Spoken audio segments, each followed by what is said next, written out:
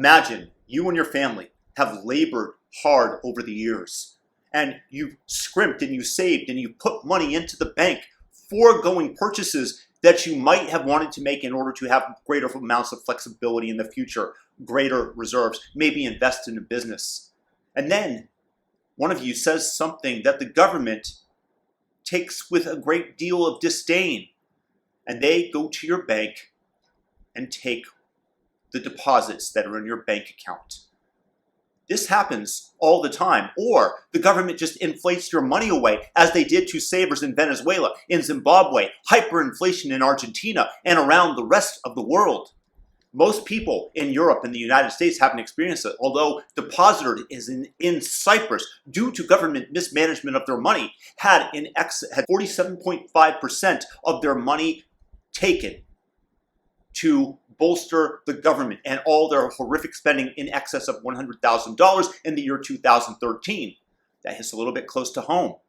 This is the reason that Bitcoin exists, because it is a decentralized currency. It is a decentralized asset, crypto asset, let's call it that the government has no control over. This is a form of liberty, of libertarianism that is countering the artificial intelligence that is essentially communism with central control, with government authority. It allows for freedom of the individual. And the reason that Bitcoin is such a wonderful thing for people around the world is that they can now put their money, their wealth, into an asset that has recognized value worldwide that the government has a tremendous time taking away.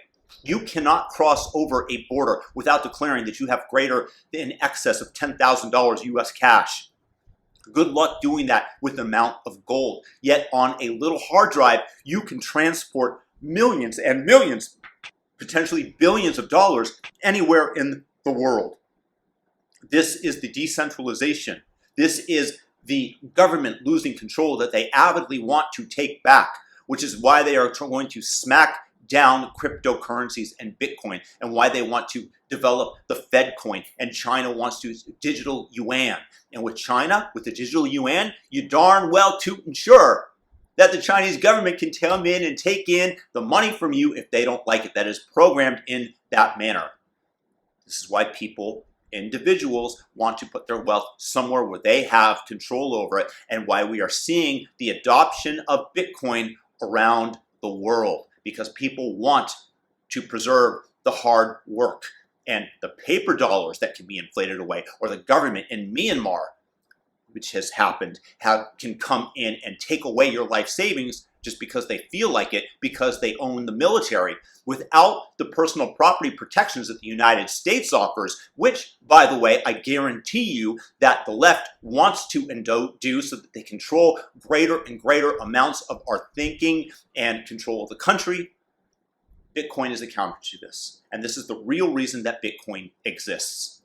There's a limited supply of it. It cannot be inflated away. There are risks in owning it. I'm not saying go out and buy it, put all your life savings in it. I am saying also that Bitcoin is essentially, as Chamath puts it, schmuck insurance. Because the government is right now printing money. There would be no reason for Bitcoin in the developed world if the US treated its current currency, the US dollar, with some form of respect and deference, rather than printing up all this money after the pandemic is waning and continuing to build up the debt. It's only going to lead to inflation, and the US will eventually lose its status as the world reserve currency. I do not believe that people will gravitate to China because people do not trust China. Therefore, it will likely be a crypto asset that cannot be duplicated, cannot be inflated away, that will be stored away as a means of insuring a loan, of insuring the wealth, the debts taken on by government. But Bitcoin is a boon for the people of Myanmar, of Cyprus, of Argentina, who the government at any point in time can press down on the printing press button and inflate the currency to all hell, which is what's going on in the United States, and we are able to externalize that cost around the globe because many people still want the US dollar. That will end, and something will supplant it, and it will likely be a cryptocurrency, with Bitcoin being the most likely. Peace and blessings to everybody out there. Hope that this was informative. If it was, please thumb it up and feel free to leave a comment below. Peace out. If you're new, subscribe to the channel and hit the notification bell. Peace.